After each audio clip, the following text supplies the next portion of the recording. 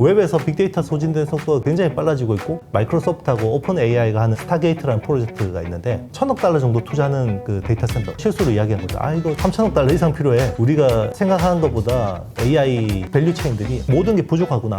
모든 게 부족하다라는 거는 투자의 기회가 아직까지는 많이 남아있다는 거죠.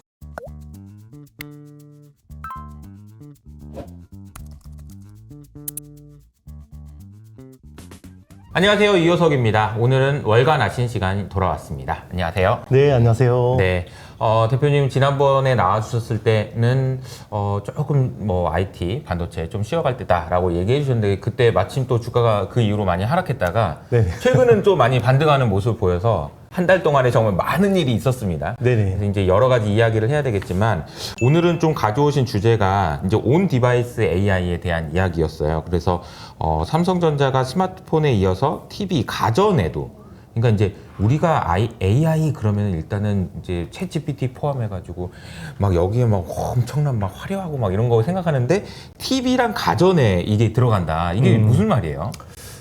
그러니까 이제 우리 사물통신 IoT를 통해서 이제 모든 게 네트워크로 연결이 되잖아요. 그러니까 이제 통신이라는 인프라가 디바이스의 기본 인프라화가 됐고요. 이건 사실 모바일 혁명의 산물이잖아요. 네네네. 모바일 혁명을 10년 동안 모바일 혁명을 거치면서 이제 모든 게 연결되면서 그걸 통해서 이제는 AI를 올리면서 그걸 통해서 이제 제어하겠다라는 거고요. 그동안에는 이제 고성능 프로세서가 있는 스마트폰이나 이제 PC 그래서 AI 스마트폰, AI PC, 그리고 이제 레벨 3 자율주행차 뭐 이런 쪽에는 이제 고성능 프로세서가 들어갈 수 있잖아요.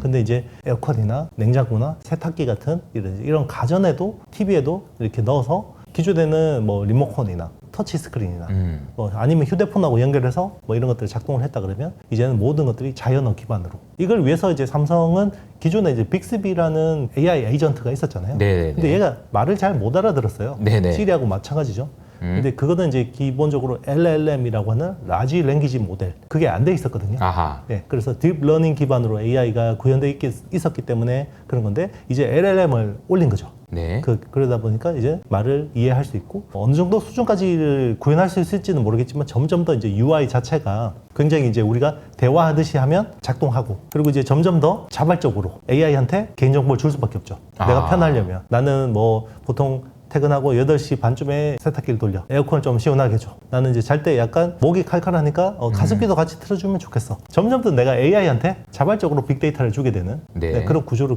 그리고 있는 거죠. 촬영하기 전에 이야기를 했지만 AI에 대해서 우리가 그동안에는 새로운 기술에 대해서 막 열광을 했다면 좀 시간을 지나놓고 차분하게 생각해보면 꼭 그게 아니더라도 우리 생활을 훨씬 더 편하게 해줄 수 있는 거는 많다라는 네, 생각이 맞습니다. 좀 들어요. 그러니까 TV만 해도 그죠? 훨씬 더 우리 말을 알아들으면 얼마나 좋고 뭐 에어컨도 그렇고 세탁기도 그렇고 우리가 쓰고 있는 가전제품에 주는 영향에 대해서도 생각을 해봐야 되겠다라는 생각이 좀 드는데요. 삼성의 자체 OS인 타이젠이라는 게 있어요. 네네. 이게 왜 이제 AI 혁명에서 좀 중요한 역할을 하는지도 좀 궁금합니다. 우리 뭐 AI 혁명이라 그러면 그동안 컴퓨팅 파워에 모든 초점이 맞춰져 있었잖아요. 네네. 그래서 데이터 센터에다가 엔비디아 칩을 얼마나 많이 넣고 파라미터를 얼마나 많이 스케일링 업 하느냐 이거에 네네. 대해서만 많은 관심이 있었는데 점점 더 빅데이터가 부족해져요. 이번에 애플 인텔리전스가 나오면서 사실 처음에는 아이 별거 없네 라고 했는데 생각해보니까 이게 대단한 거죠. 지금 뭐 모든 그 LLM 업체들이 애플에다가 줄을 서는 그런 상황을 만들었잖아요.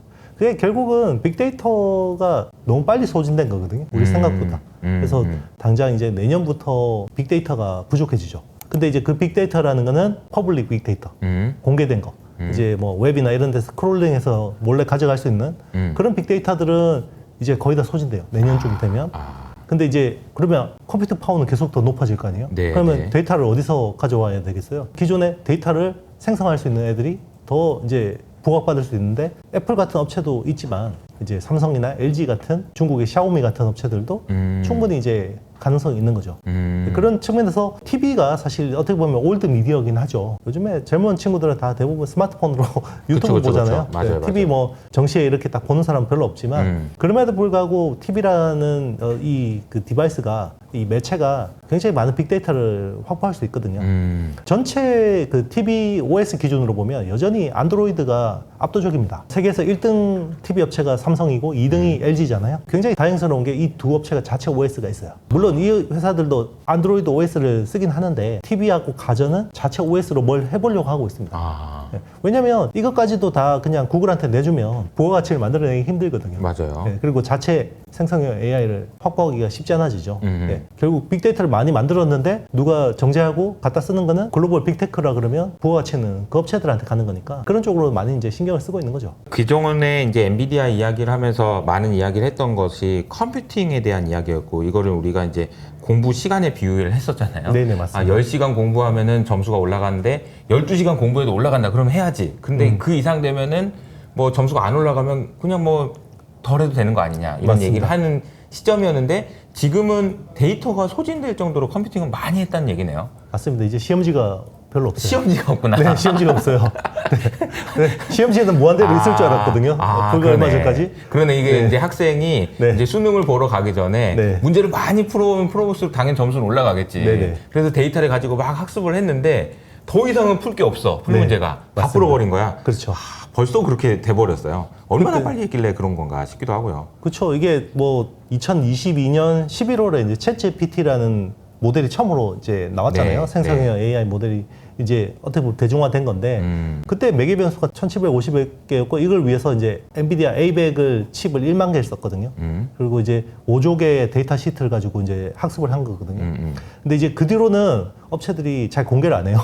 우리가 파라미터가 얼마고 뭐 빅 데이터를 얼마나 했고 이런 거 잘 모르는데 대충 이제 역산으로 해서 추정해 보면 지금 이제 구글 제미나이 같은 경우는 매개 변수가 1조 개에서 2조 개 정도 구현된 걸로 파악되고 있고요. GPT-4 같은 경우는 지금 5천억 개에서 1조 개 정도 매개 변수를 구현하지 않았을까 이렇게 보고 있죠. 뭐 한 5배, 10배 되는 거네요. 그죠? 네, 맞습니다. 그러니까 컴퓨팅 파워가 이만큼 많이 높아졌으니까 빅데이터도 엄청 더 많이 갖다 써서 학습했겠죠. 컴퓨팅 파워는 그런데 이게 AGI를 타겟팅해서 계속 발전하잖아요. AGI가 되려면 매개 변수가 1000조 개는 돼야 되거든요. 지금 구글 제미나이보다 적어도 500배, 1000배는 성능이 좋아져야 돼요. 컴퓨팅 파워가. 그럼 그때 학습할 데이터가 없는 거죠. 학습할 데이터의 파이프라인을 구축해야 되는데 그게 어디냐면 기본적으로 소비자하고 접점, 사용자하고 접점이 있는 디바이스들이 굉장히 그런 빅데이터를 많이 가져올 수 있죠. 그게 뭐 예를 들면 운전할 때나 아니면 내가 집에서 에어컨, 세탁기, 뭐 TV, 뭐 냉장고 이런 거 쓸 때 나오는 데이터, 그리고 내가 휴대폰 할 때 나오는 데이터들. 데이터라는 것들이 다 디지털화 되잖아요. 근데 우리가 생활하는 거는, 우리가 사는 거는 아날로그잖아요. 제가 대표님 만나서 뭐 이렇게 이야기하고 거죠. 뭐 이런 것들 다 아날로그거든요. 그쵸. 근데 이런 것들을 데이터로 해서 저장을 한다 그러면 거기서 상당히 많은 손실들이 발생해요. 이거를 디지털화하는 측면에서 텍스트로 입력을 한다든지 아니면 영상으로 입력한다든지 뭐 이런 과정에서 굉장히 많은 로스가 있는데 이런 것들을 그냥 그 자체로 다 그냥 데이터를 확보할 수 있는 게 그게 멀티 모달이거든요. 예를 들면 내가 10시 반에 와서 이호석 아카데미에서 이호석 대표님이랑 IT에 대해서 이야기했다. 네. 라고 하면 그 사이에 얼마나 많은 생략들이 있었겠어요? 앞에서 차 한잔 마셨는데 이영수 대표가 숨이 헐떡거리고 얼굴이 약간 빨간 거 보니까 늦을 것 같아서 급하게 뛰어 올라왔구나. 이런 것들이 다 생략된 거잖아요. 묘한 그 뉘앙스가 있죠. 네, 맞습니다. 그러니까 이제 글로 읽는 거나 아니면 그쵸. 그냥 보는 거랑 직접 만나서 얘기하는 거랑은 확실히 다른 그런 게 있어요. 맞아요. 그게 이제 AI가 우리가 사람이 인지하듯이 그런 것들을 다 데이터화해서 모으는 게 이제 멀티 모달에 대한 빅데이터고요. 이제 그런 것들이 더 필요해지는 거죠. 근데 이제 그거는 굉장히 어떻게 보면 불편하죠.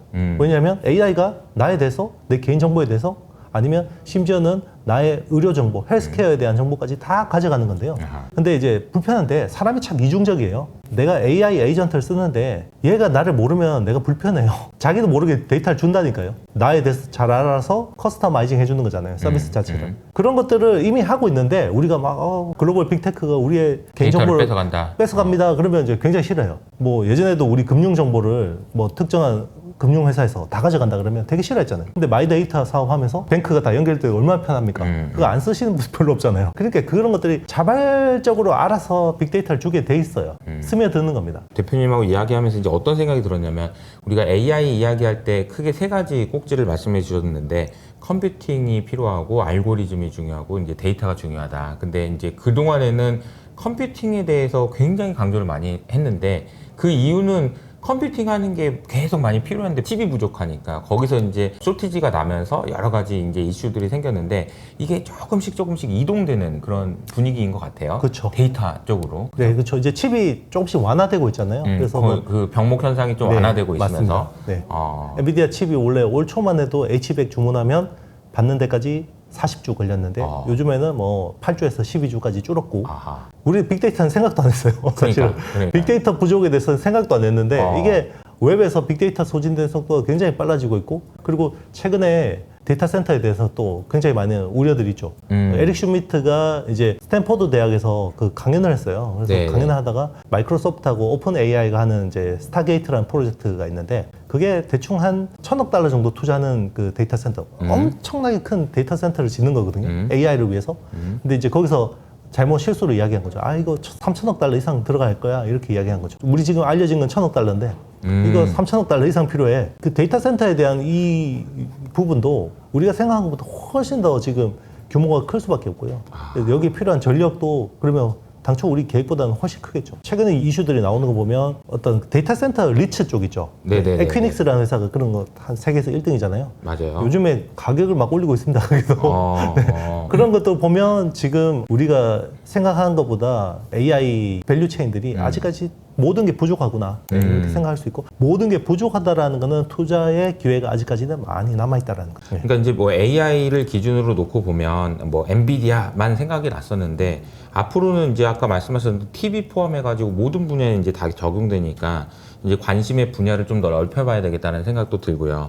데이터 센터 얘기해 주셨으니까 저도 이제 얼마 전에 이제 정지훈 박사님이 오셔서 얘기해 주신 내용 중에서 굉장히 인상적이었던 내용이 이거였어요. 데이터 센터 그러면 최첨단 같잖아. 근데 이게 의외로 엄청 아날로그 같다는 거예요. 왜냐면은 땅을 사야 되고, 그쵸. 물을 대야 되고, 그러니까 이제 생각해 보면은 기존에 있었던 전통적인 방식이 또 필요해진 시대가 돼가지고 또 세상은 돌고 돈다고 와 기술에만 환영하던 시대에서 또 다시 이제 부동산과 관련된 이야기들이 나올 수도 있고 이게 결국 데이터 센터 땅이니까요. 맞습니다. 땅이나 줘야 되는 거고 뭐든 어쨌든 필요한 거니까 리소스가. 그렇죠. 그리고 그런 것들이 도시 주변에 위치하면 좋잖아요. 그쵸. 그러니까 이게 일종 시행 사업이에요. 맞아요. 또 그래서- 시행 사업이 돼요. 네, 왜냐하면 일단 땅 확보해야 되고 그리고 데이터 센터가 일반적인 건물하고 되게 달라요. 기존의 데이터 센터들하고 차세대 데이터 센터들은 또 이제 리퀴드 쿨링이나 뭐 이머전 쿨링 같은 새로운 기술들이 적용되면 그 유체를 엄청나게 담을 수 있는 건물이 돼야 되잖아요.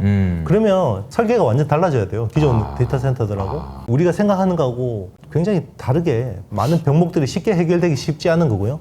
그리고 거기에 또 많은 요소 기술들이 또 많은 기회가 있다라고 볼 수도 있죠. 그러니까 사실 최근에 이제 금리 인하 가능성이 매우 높아지면서 이제 건설주, 뭐 리츠 뭐 관심도 많아지고 있는데 또 연결된 게 아닌가 이런 생각도 좀 잠깐 들고요. 그러면 우리가 이제 삼성전자도 그러면 이번에 애플의 빅데이터 가치가 이제 부각되는 과정, 뭐 데이터에 대한 이야기 계속 하고 있는데 삼성전자도 좀 이 부분을 평가를 받을 수 있을까요? 애플처럼 자체 온프레미스 데이터 센터 이런 것들을 해서 뭐 그러니까 이게 빅데이터를 그냥 가지고 있다고 해서 되는 게 아니잖아요. 잘 정제해서 이걸 잘 쓸 수 있게 만들어야 되는데 그런 쪽에 투자가 필요할 것 같습니다. 그래서 사용자에 대한 빅데이터들도 사실 보안이 되게 중요하잖아요. 보안이 그쵸. 생명이잖아요.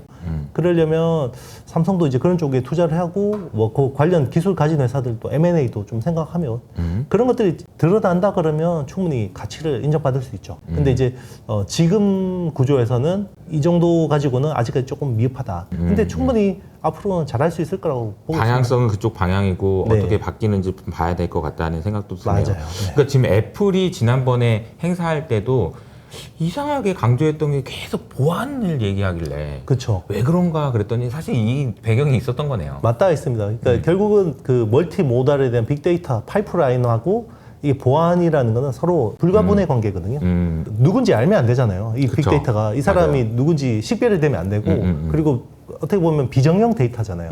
그런 것들을 아주 안전한 그릇에다가 잘 담아야 되는데 삼성이 그런 쪽에 아직 기술들은 많이 미흡할 거예요. 그래서 글로벌 기업들하고 많이 협력을 해야 되지 않을까 싶습니다. 네, 이게 이제 중요한 키워드로 작동할 네. 것 같고 또 TV 하면 또 이제 LG전자도 있으니까 네. LG전자는 또 이 부분에 대해서 좀 기존에 잘 하고 있는 네. 친구가 있어요. 저희 채널에 한번 나온 적이 있었거든요. 네네. 한 2년 전에. 그래서 AI에 대해서 막 얘기를 많이 해줬는데 얼마 전에 뭐 승진했다고 자랑도 하고 그랬어요. 근데 얘기 들어보니까 결국은 이 삼성도 그렇고 LG도 그렇고 이 전략을 굉장히 잘 쓰는 게 필요하겠다는 생각이 좀 드네요. 그렇죠. 이게 그 제조사들도 사실 많은 빅데이터를 가지고 있는데 빅데이터에 대한 주도권이 없어요. 사실 그 플랫폼 회사들한테 많이 가 있거든요. 데이터 주도권을 가지기 위해서는 결국 어쨌든 TV 정도라도 OS가 필요하고요. TV 가전이라도 OS가 필요하고, 그리고 이제 구글하고 협력해서 그런 쪽에서도 우리 제조사들이 뭔가 이제 확보할 수 있는 어떤 룸들이 필요할 것 같고요. 근본적으로 보면 결국 빅데이터라는 것들을 우리가 이제 온 디바이스 AI에서 구현하려면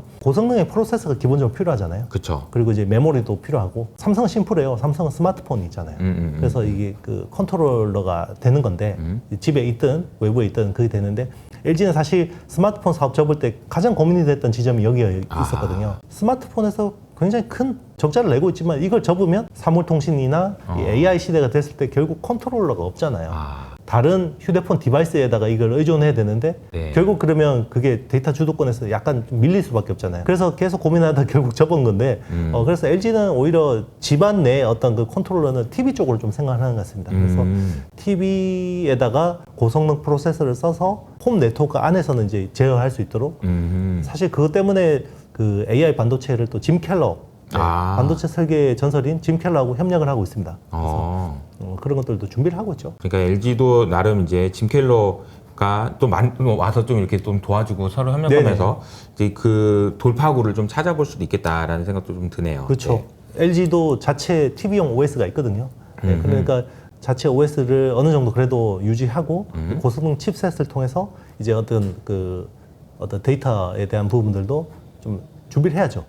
지금 이제 경쟁이 초기이기 때문에 아직까지 기회가 있는 거고, 이게 사실 경쟁이 이제 어떤 구도라는 게 세팅이 돼버리면 거기서는 사실 이제 뭔가 기회를 찾기가 어렵죠. 그렇죠. 네. 네네. AP 말고 메모리 쪽에는 최적화 흐름이 좀 있나요? 온 디바이스에서? 아직까지 뭐 온 디바이스 AI 그러면 이제 수혜가 그냥 일반 D램이다, 뭐 LPDDR을 많이 쓴다, 이 정도 이야기인데, 업계 쪽을 좀 이제 분위기를 좀 파악을 해보니까 이제 주문형 메모리, 온 디바이스 AI 쪽도 이제 계속 이야기 나오고 있습니다. 그래서 사실 뭐 자동차를 온 디바이스 AI로 볼 거냐 아니냐에 대해서 약간 뭐 논란이 있긴 하지만 저는 이제 온 디바이스 AI라고 보고 있는데, 최근에 이제 자동차 쪽에 일반 서버보다는 좀 떨어지는 거예요. HBM2E 같은 2세대 정도 전 제품은 레벨 3 자율주행차에 이제 적용되려고 하고 있고요. 최근에 이제 뭐 마일드 HBM 뭐 이런 것들, 미니 HBM 뭐 이런 컨셉으로 해서 스마트폰이나 PC에다가 적용하려고 하고 있는데, 대표적으로 이제 VF4라는 기술이 있어요. 버티컬 팬 아웃이라는 건데, LPDDR을 그러니까 수직으로 쌓아서 약간 연결하는 거죠. 칩간 한 5개 정도 층을 쌓아서 그런 것들을 이제 고성능 모바일 프로세서에다가 하려는 그런 움직임들이 있습니다. 애플이 이런 쪽이 좀 적극적인 것 같아요. 어쨌든 온 디바이스 AI가 어떤 방향으로 진행되는지를 계속해서 모니터링 해야 될 것 같다는 생각이 들고, 대표님하고 이야기를 해보니까 기존에 우리가 가지고 있었던 AI에 대한 생각에서 좀 더 유연하게 사고를 확장해야 되겠다는 생각이 좀 많이 드네요.